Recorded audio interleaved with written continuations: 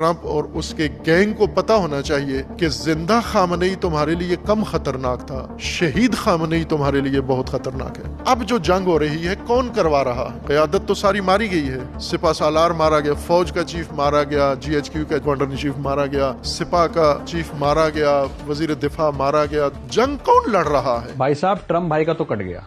Netanyahu ने Trump को ऐसा पट्टी पढ़ाया कि दोनों ने सोचा कि लीडर को उड़ा दो, ईरान घुटनों पर आ जाएगा। पर वह भूल गए कि आयतुल्लाह खामनी एक ईरान नहीं 31 ईरान छोड़ गए। दोस्तों, आज मैं आपको एक बहुत बड़ी अपडेट बताने वाला हूं ईरान और अमेरिका की जंग को लेकर। दोस्तों, ईरान ने अमेरिका का एक टैंक वाला जहाज डुबो दिया है समुद्र के अंदर हमला करने के बाद।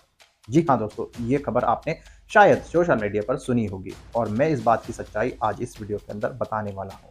दोस्तों, सऊदी अरब ने भी ईरान के ऊपर हमला करने से मना कर दिया है और जिस तरीके से ये खबर सोशल मीडिया पर चल रही थी कि सऊदी अरब और दूसरे देश भी ईरान के ऊपर हमला करने वाले हैं, लेकिन दोस्तों सच्चाई ये है कि अब कोई भी देश ईरान पे हमला नहीं करेगा सिवाय अमेरिका और इजराइल को छोड़कर। दोस्तों, इन दोनों देशों ने, अमेरिका और इजराइल ने मिलकर दूसरे देशों को भड़काने की कोशिश की है, क्योंकि दोस्तों इजराइल के एजेंट सऊदी अरब के अंदर पकड़े गए हैं और इस बात की जानकारी सऊदी अरब की तरफ से दी गई है। जी हाँ दोस्तों, जब से अमेरिका और इजराइल ने ईरान के ऊपर हमले शुरू किए हैं तब से ईरान को बेहद ज्यादा नुकसान हो चुका है, क्योंकि उनके सुप्रीम लीडर को भी शहीद कर दिया गया। दोस्तों, ईरान की तरफ से यह साफ कर दिया है कि हम तुमसे कोई बातचीत नहीं करेंगे, हम जो हमले तुम पे कर रहे हैं उनको लगातार करेंगे और बड़े बड़े हमले करेंगे और वो तबाही मचाएंगे कि तुमने अपने सपनों में ना सोची होगी।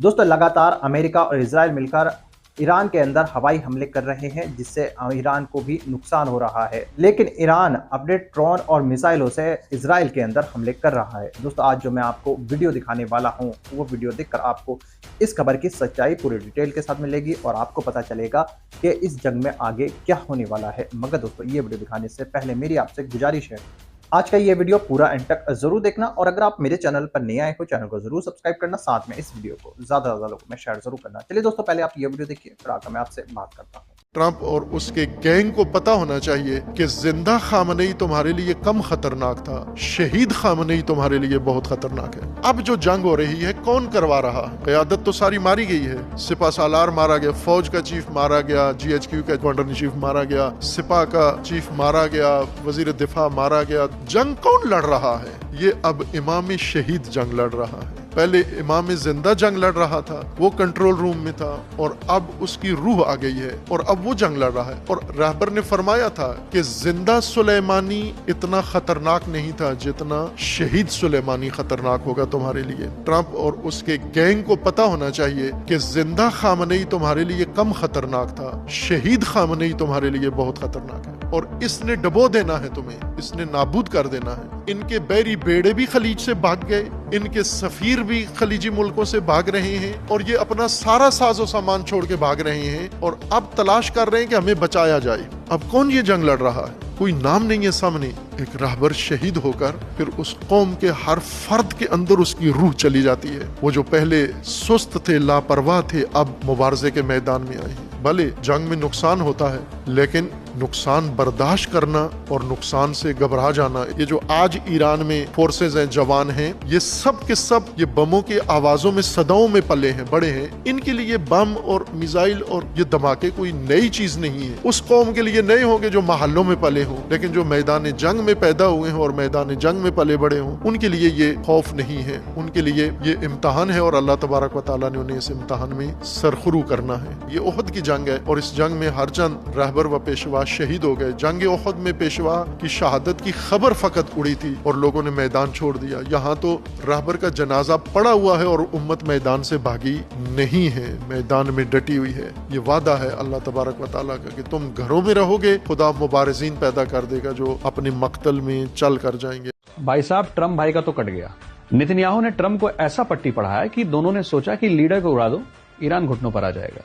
पर वह भूल गए कि आयतुल्लाह खामनी एक ईरान नहीं 31 ईरान छोड़ गए हैं। इसका मतलब है DMD, डिसेंट्रलाइज मोज़ैक डिफेंस।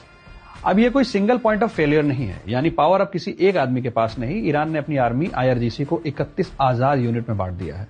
अगर तेहरान से कॉन्टैक्ट टूट भी जाए तो हर यूनिट का अपना कमांडर है, अपनी मिसाइल और अपनी प्लानिंग है। परमिशन की जरूरत नहीं है, सीधा एक्शन।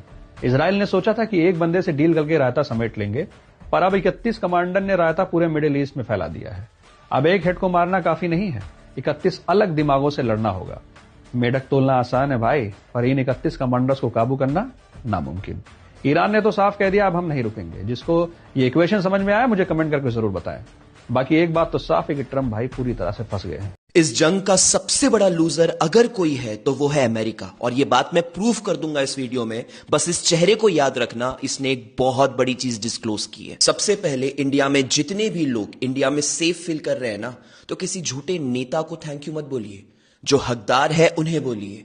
18 मई 1974 ऑपरेशन स्माइलिंग बुद्धा में जितने भी साइंटिस्ट, जितने भी लीडर्स ने अपना योगदान दिया है, सिर्फ और सिर्फ उन्हीं की वजह से दुनिया का कोई भी देश इंडिया को आंख उठाकर भी नहीं दिख सकता। इनका नाम है राजा रमन्ना। अब्दुल कलाम जी के मेंटर थे ये। इन्होंने ही रोड मैप रखा था इंडिया के न्यूक्लियर पावर का। सद्दाम हुसैन ने इन्हें ब्लैंक चेक ऑफर किया था इराक की मदद करने के लिए, इन्होंने रिजेक्ट कर दिया था। अब आते हैं इस शख्स पे, इसका नाम है एरी बेन मिनाशे। ये इजराइल के इंटेलिजेंस में लंबे वक्त तक काम किया और इसने रिवील किया है कि एप्स्टीन एक्चुअली में इजराइल का एजेंट था। मतलब असली गेम इजराइल खेल रहा है, एप्स्टीन फाइल्स इजराइल की है। इसने एक और बात एक्सपोज की कि इजराइल अमेरिका को ब्लैकमेल कर रहा है कि अगर वो इस जंग में इजराइल का साथ नहीं देता है तो वो एप्स्टीन फाइल्स को और एक्सपोज करेगा। तो क्या इंडिया को भी ब्लैकमेल किया जा रहा है? क्या इसी वजह से हमारे प्रधानमंत्री इजराइल गए थे और वहां पे फादरलैंड मदरलैंड कर रहे थे? क्योंकि अब वो लेजर वाली आंखें दिख नहीं रही है।